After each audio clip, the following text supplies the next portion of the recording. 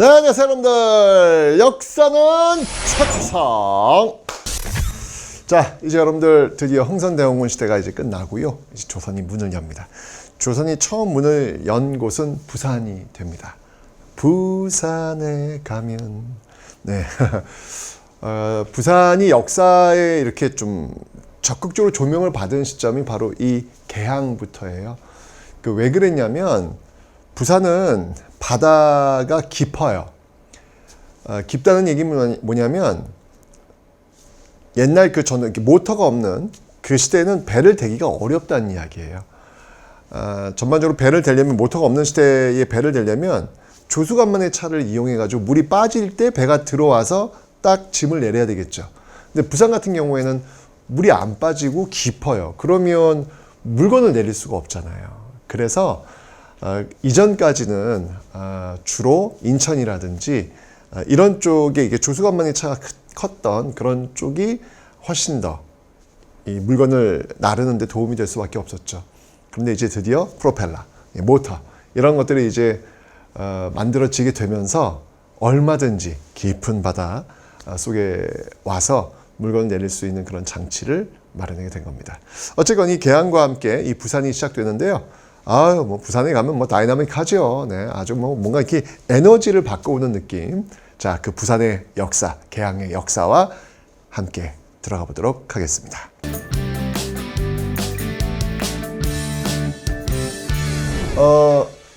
우리 흥선대원군 시대까지 배웠단 말이에요, 앞에. 근데 흥선대원군 시대는 이제, 고종이 이제 20대가 되면서 친정하십시오라는 요청이 들어와요.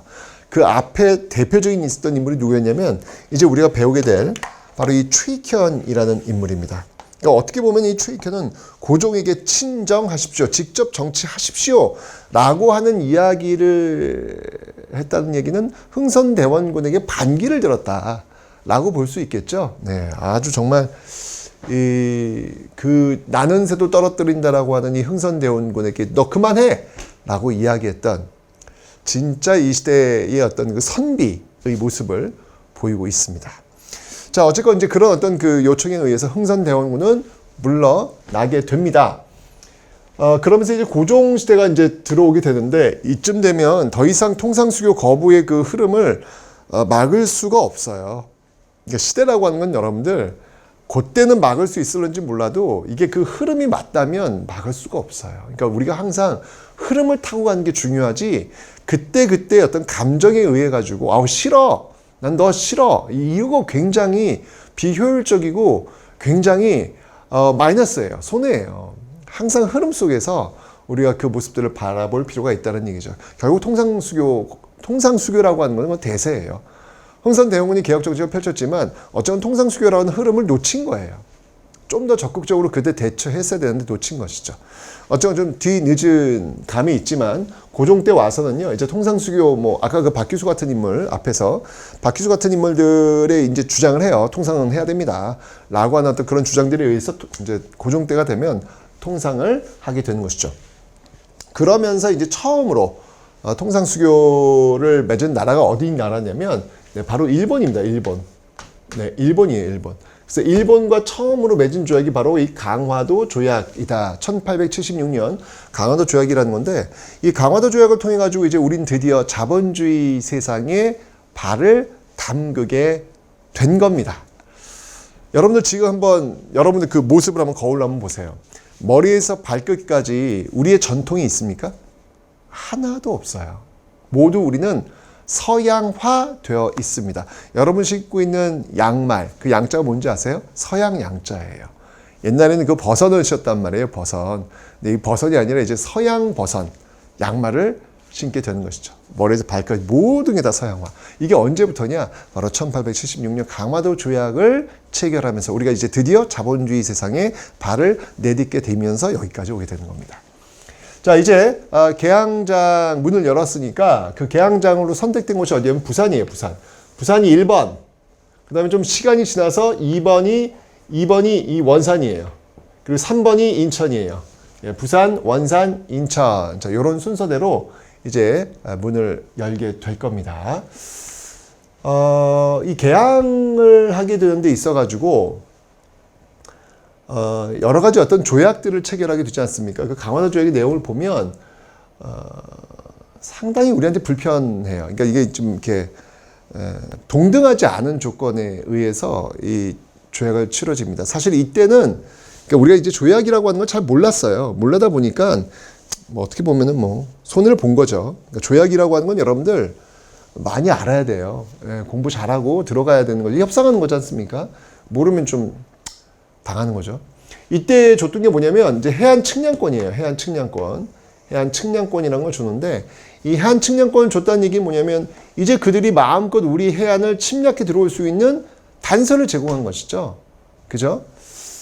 이것도 사실은 좀 고민해 봐야 될 그런 조항이었고 또 이제 뭐가 심각하냐면 이 영사재판권이라는 겁니다. 이게 뭐냐면 만약에 이제 이제 개항했으니까 일본 상인들이 들어올 거 아니에요. 일본 상인들이 들어왔을 때 뭐 난동을 피웠어. 조선 사람을 때렸어. 그러면 그 일본 상인은 지금 조선 안에서 범죄를 저지른 거잖아요. 그럼 조선법에 의해서 다스려야죠.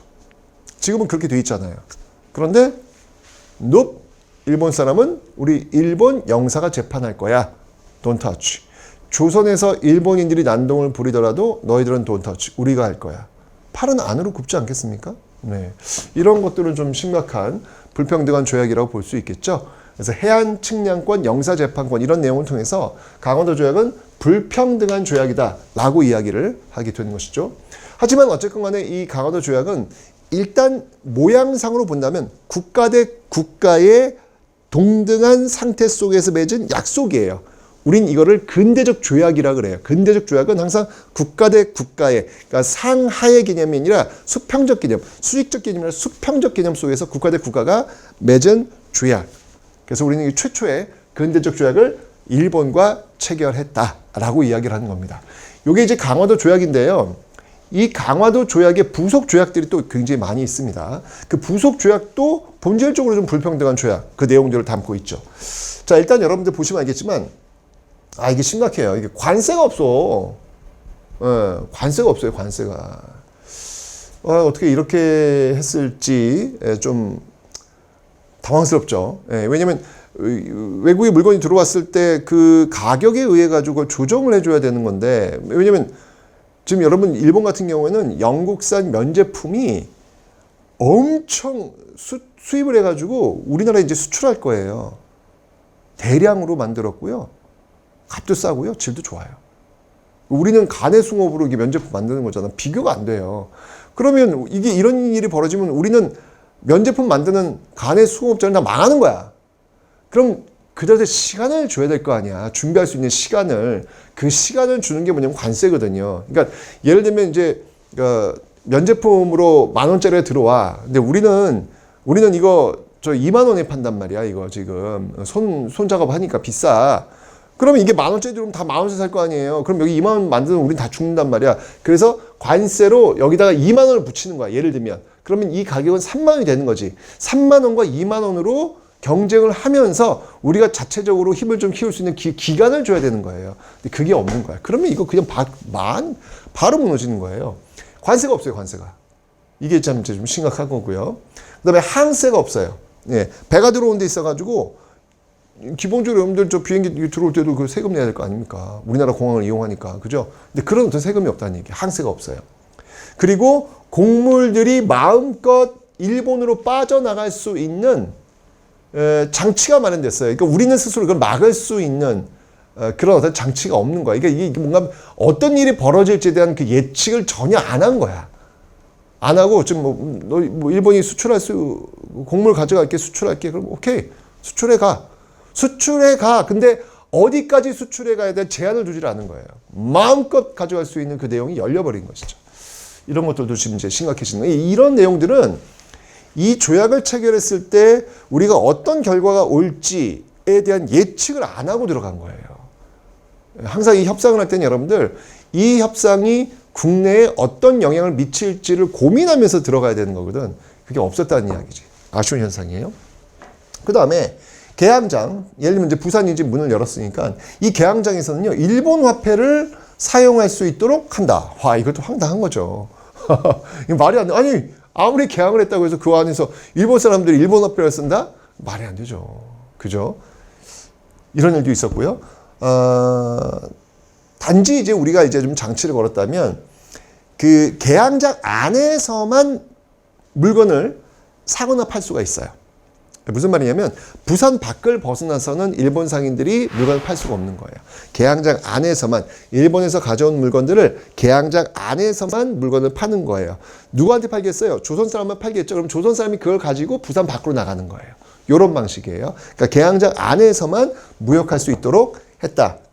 그러니까 내지무역, 내지무역이라고 하는 건 뭐냐면 부산 밖을 안으로, 부산 밖에 있는 안으로 들어올 수는 없도록 한다는 얘기죠. 내지무역은 안 된다는 얘기예요. 부산 안에서만 가능을 해놨는데, 그래도 너무 많은 것들을 지금 열어준 상태예요. 중요한 건 뭐냐면, 이게 조약을 치는데 우리는 일본한테 요구한 게 하나도 없어요. 아니, 이렇게 우리 열었으면 뭐 일본 도쿄에 우리가 뭐 가서 뭐 물건을 판다. 거기서도 일본 도쿄에서는 우리 조선 상인들이 뭐 영사재판을 간다. 뭐 이런 내용이 있어야 될 거 아니야? 없어요. 너무 일방적이라는 얘기죠. 그러니까 사실 이제 이 당시 조선 정부는 여전히 이거 외놈들이야. 외놈들이 와가지고 옛날에 했던 것처럼 뭐 쌀 좀 가져가겠대. 그러면 뭐 그 정도만 가져가. 뭐 요 정도의 인식에 머물렀다는 이야기죠, 이게. 그러니까 여러분들 항상 우리가 뭐 주변 국가들에 대해서 여러분들이 왜 좋고 나쁨이라는 게 있잖아요. 거기에 너무 거기에 이렇게 기울어 있으면 안 돼. 항상 중요한 건 우리한테 이익이 되느냐 안 되느냐를 따져가면서 그 나라를 바라봐야지. 나는 저 나라 너무 싫어, 짜증나, 그렇다고 해서 그 나라를 그냥 끊어버린다? 그거 굉장히 우리한테 마이너스예요. 감정이 앞서는 것보다는 항상 실리를 따지면서 플러스 마이너스 계산하는 게 중요한 거거든요. 이 당시도 여전히 일본 외놈들이야,